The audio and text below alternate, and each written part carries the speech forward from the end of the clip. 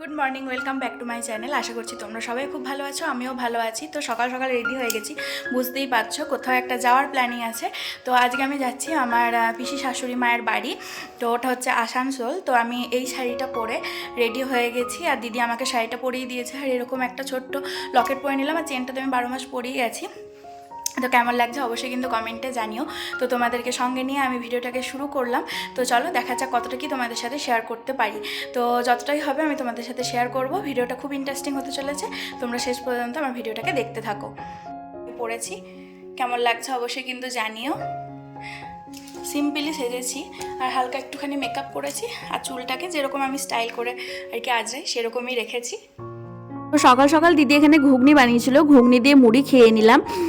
আর ও টিফিনে ঘুগনি আর রুটি নিয়ে গেছে। তো টিফিনটা করেই বেরোলাম, আর আমাদের গাড়ি বলা ছিল, তো এই গাড়ি করেই আমরা যাব।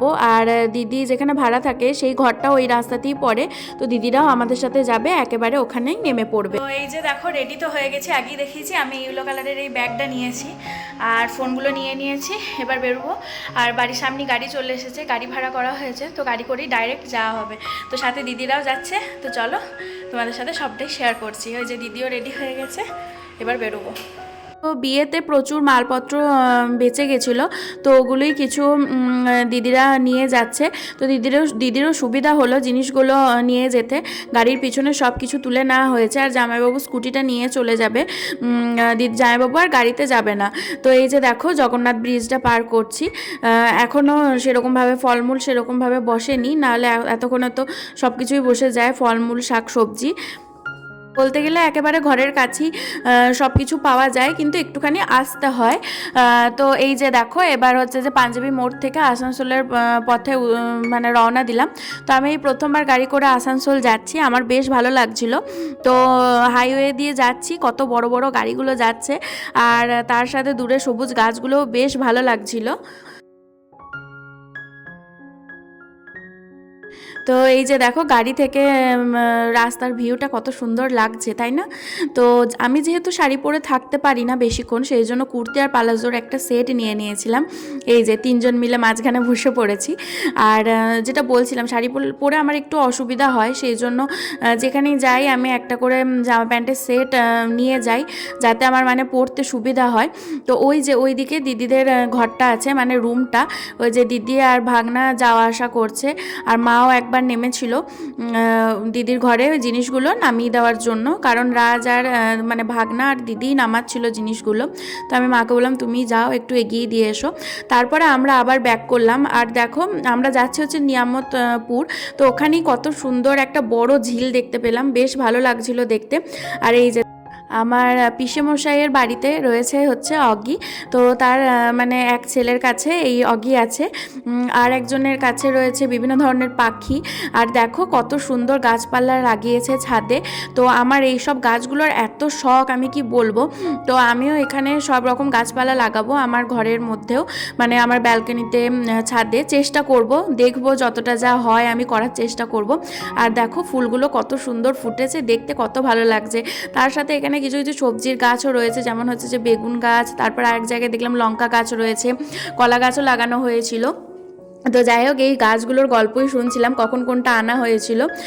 তো আমি এখন তো এসেছি যে পিসেমশাইয়ের বাড়িতে, মানে আমার পিসিমা শাশুড়ি মায়ের বাড়িতে। তো এই যে এটা হচ্ছে যে পিসেমশাই। তো পিসেমশাইয়ের অনেকটাই বয়স হয়ে গেছে, আবার রিসেন্ট উনি পড়েও গেছিলেন বাথরুমে। তো সবাই এখন আলাদা আলাদাই থাকে, তো ওনার নাতি নাতনি সবাই আছেন। তো দেখে একটু খারাপ লাগছিল, পড়ে গিয়ে মাথার এক জায়গায় ফেটে গেছিলো। তো উনি সেটাই বলছিলেন। আর ওনার একটা জিনিস যেটা শুনে মানে একটু অবাকই হলাম, যে উনি পুরো টাইম টু টাইমই আর কি খাওয়া দাওয়া করেন, মানে 12:30টায় খাবেন তো 12:30টাতেই খাবেন। ওর 5 মিনিটও মানে 1 মিনিটও লেট হয় না, 5 মিনিট বলে আমার ভুল হবে। তো এটা শুনে আমি একটু অবাক হলাম, যে মানে এতটা মানে মানুষ টাইমের পাংচুয়াল কী করে হতে পারে।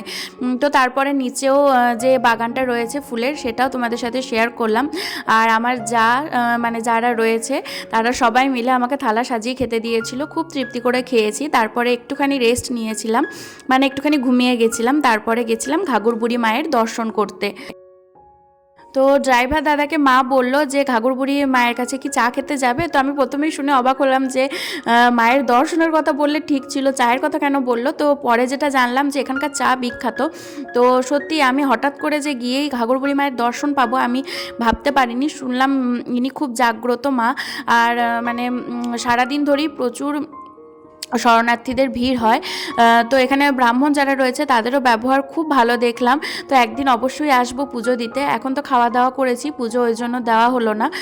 তো এই যে তোমরা যদি ঘাগরবুড়ি মায়ের কাছে আসানসোলে আসো তো অবশ্যই এখানকার চাটা ট্রাই করো। তোমরা গেলেই ওখানে বুঝতে পারবে যে এখানকার চা কতটা বিখ্যাত। তো যাই হোক, মায়ের দর্শন করেও মনটা ভরে গেল, আর চা খেয়েও এনার্জিটা আবার ফিরে পেলাম।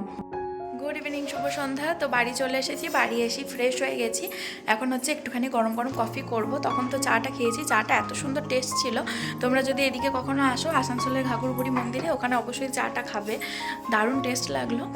তো এখন একটুখানি করব, কফি করব। তো মা এখন আমাকে একটু বার করে দিচ্ছে কোথায় কি আছে না আছে। তো এখন একটুখানি গরম গরম দুধ দিয়ে কফি করি। তো আমি বাপুজি কেক ভালোবাসি বলে জামাইবাবু আমার জন্য অনেকগুলো বাপুজি কেক এনে দিয়েছিল। আমি ঘুরেছি ফিরেছি আর খেয়েছি। তো ফ্রিজ থেকে আজকেও একটা বাপুজি কেক আর বারবন বিস্কুট বার করে নিয়েছি। আর ওদিকে তো মা গরম গরম কফি বানাতে আমাকে হেল্প করলো। তো মা বলছিল কফিটা ভালোই বানিয়েছো। তো যাই হোক, মা ওদিকে মুড়ি আর তরকারি নিয়ে নিয়েছে, তরকারি বলতে ঘুগনি নিয়ে নিয়েছে। আর মা বললো যে দিদি যেহেতু টাকা দিয়েছিল আমাকে আর ওকে বিরিয়ানি খাওয়ার জন্য, তো মা বললো যে আজকে তোমরা চিকেন বিরিয়ানি খেয়ে নাও। তো ওকে বলেছিলাম, ও আসার সময় গরম গরম চিকেন বিরিয়ানি নিয়ে এসেছে। তো এখানকার বিরিয়ানিটাও এই প্রথমবারই খেলাম, বেশ ভালোই লাগলো। তো ও খুব একটা বাইরের খাবার খেতে চায় না, একটু অ্যাভয়েডই করে। যখন মা আর আমি থাকি না, বা আগেও যখন মা এদিক ওদিক যেত তখন ও বাইরে থেকে শুধু রুটিটাই কিনে আনতো, ঘরে যদি তরকারি থাকতো সেটাই গরম করে খেয়ে নিত। খুব একটা বাইরের খাবার পছন্দ করে না, খুব মন না হলে খায় না। আর আমাকেও মাঝে মধ্যে জিজ্ঞাসা করে কিছু খাবে কি না, এক একদিন তো হঠাৎ করে নিজেও নিয়ে চলে আসে। তো এই যে দুজন মিলে এখন বিরিয়ানি খেতেই ব্যস্ত।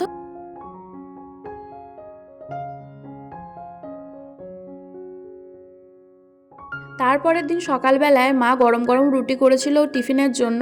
তো এক্সট্রা মায়ের রুটি হয়েই যায়। তো মা আমাকে বললো রুটি খাবে কিনা। তো আমি এখানে দেখলাম যে ডবল ডিমের অমলেট রয়েছে, তো মা আমাকে ডবল ডিমের অমলেট আর সাথে গরম গরম রুটি দিয়েছিল, খেতে দারুণ লাগলো।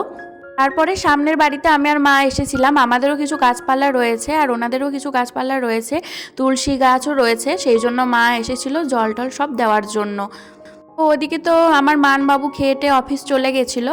আর এদিকে দুপুরবেলায় আমরা লাঞ্চটা নিয়ে বসে গেছি। দুপুরবেলার লাঞ্চে আজকে এগুলোই ছিল, আর আমার জন্য গরম গরম ডিমের অমলেট ছিল। Good afternoon. তো এখন থেকে ভিডিওটাকে স্টার্ট করলাম। সারাদিনে কী খেয়েছি না খেয়েছি সেগুলো তো তোমাদের সাথে শেয়ার করেছি। তো আমি রেডি হয়ে গেছি, কালকের ওই শাড়িটা পরি। এখন যাচ্ছি আমি আমার সম্পর্কে যে শাশুড়ির বাড়ি। তো চলো সঙ্গে থাকো, দেখতে থাকো, যতটা যা হবে তোমাদের সাথে শেয়ার করব।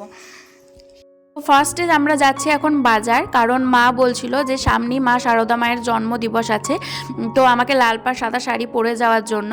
তো আমরা আবার গেছিলাম রাধাকৃষ্ণ বস্ত্রালয়ে। তো এখানে ওই যে জেঠু রয়েছে, তো আমাকে শাড়ি পছন্দ করে দিচ্ছিল। আমার যে শাড়িটা পছন্দ হয়েছে জেঠু বলছিল শাড়িটা খুব ভালো পছন্দ করেছো, প্যাকেটে নিয়ে নিয়েছি। আর এখানে আমাকে জোর করে কচুরি চাট খাওয়ালো। তো জেঠু আমি যখনই দোকানে যাই আমাকে কিছু না কিছু খাওয়াতেই থাকে। আর এদিকে আমি টোটোতে বসে অপেক্ষা করছি। মা এখানে আমি যেখানে যাচ্ছি সেখানে ওই যে বাচ্চারা রয়েছে তাদের জন্য কিছু নিয়ে নিয়েছে। আমি বলেছিলাম ক্রিম রোল, চিপস এইসব নেওয়ার জন্য। আর এই যে ইনি হচ্ছেন আমার জেঠিমা শাশুড়ি মা।